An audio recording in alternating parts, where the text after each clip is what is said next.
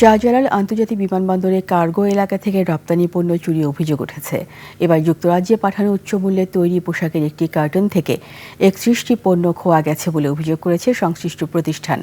Carton কেটে পণ্য চুরি অভিযোগে বিমান বাংলাদেশ এয়ারলাইন্সের হেলপার শামীম আল হাসানকে কর্মস্থল থেকে সরিয়ে দেওয়া হয়েছে। ইমন চৌধুরীর প্রতিবেদনে বিস্তারিত জানাচ্ছেন শাহরিয়ার জামান। শাহজালাল আন্তর্জাতিক বিমানবন্দরের কার্গো এলাকা হাই সিকিউরিটি এই এলাকা থেকে রপ্তানি পণ্য চুরির অভিযোগ উঠেছে। ডার্ট গ্লোবাল লজিস্টিক্সের বাংলাদেশ কার্যালয়ে তাদের অভিযোগ বলেছে, চালানটি বিমান বাংলাদেশ এয়ারলাইন্সের মাধ্যমে লন্ডনের হিথ্রো বিমানবন্দরে পাঠানো হয়, কিন্তু বার্মিংহামের গন্তব্য গুদামে পৌঁছানোর পর একটি কার্টন কাটা পাওয়া যায়।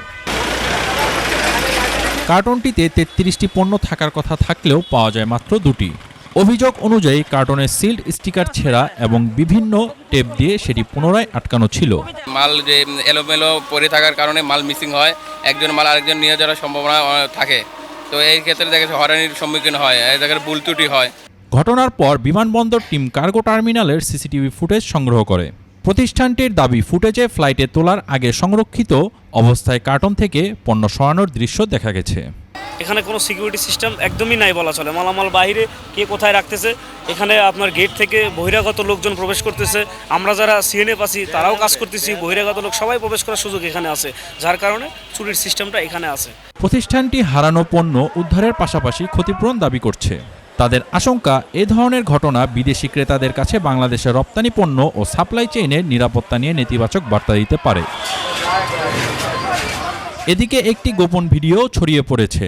সেখানে দেখা যায় বিমানের হেলপার শামীম আল হাসান একটি কার্টন কেটে পোশাক পণ্য বের করছেন।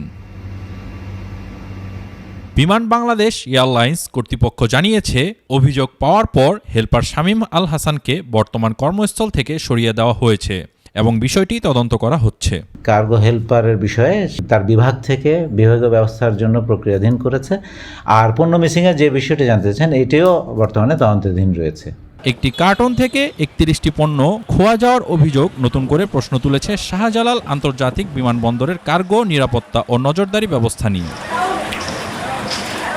শাহরিয়ার জামান, 21 টেলিভিশন, ঢাকা।